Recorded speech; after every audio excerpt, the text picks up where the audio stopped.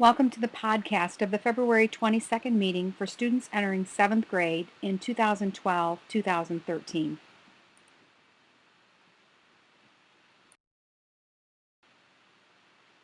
All students will take 4 core subjects, a semester of PE and health, and have an elective choice.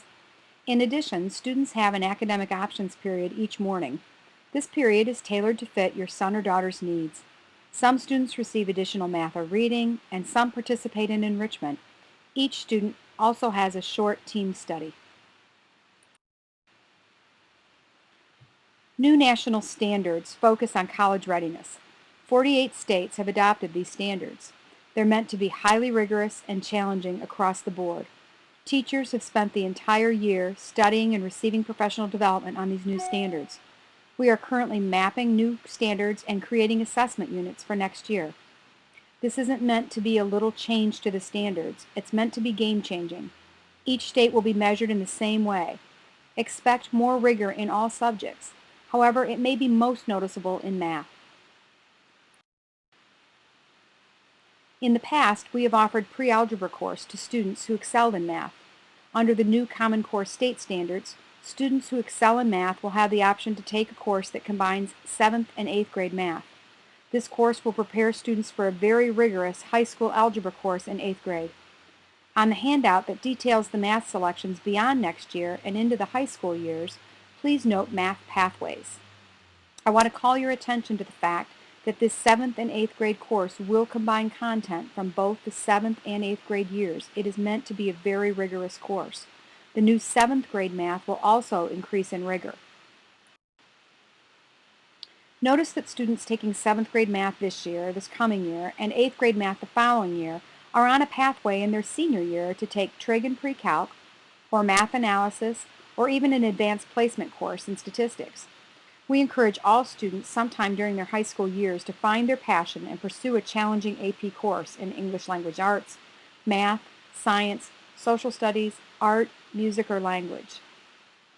One item that this chart does not display is the options that will be available for post-secondary in the junior and senior years for your children.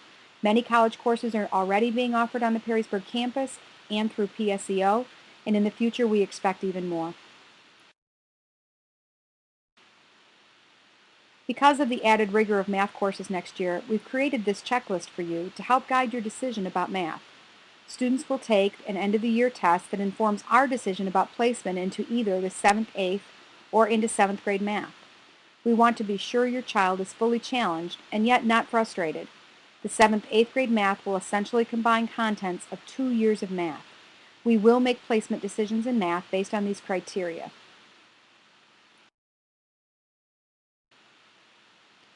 Students have the option in the 7th grade to take one elective set beyond PE and health, which are required. Students can either take a music or combination of musics, or can take FATE, French, Art, Industrial Tech, and Technology. If a student already took FATE this year, be assured that the curriculum for next year will be fresh and new and will build on what they've already learned. Students with IEPs will have an additional choice, and you should note on your registration form to find those details. This is a sample of the registration form. Please discuss your selections for next year with your child and then return these forms no later than Wednesday, February 29th. Late forms will be dated and elective options may not be available. One of the questions at the 222 meeting was for a keyboarding resource. Due to our realignment and budget cuts several years ago, keyboarding was eliminated from the junior high curriculum. Because it's a skill that can be learned at home, and because of the emphasis on more academic skills, keyboarding is now taught in the younger grades. Many free online resources could be used to practice keyboarding if you feel this is a necessary skill for your child.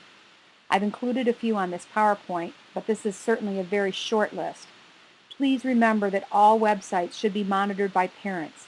Often, free websites include advertisements which may not be appropriate for young children. As a resource, on some of these websites, there are also paid subscription software that you could purchase also, in case you don't want the ads on the website. Please feel free to call Mr. Tom Przbilski, your child's counselor, with any questions that you might have about registration. Thank you.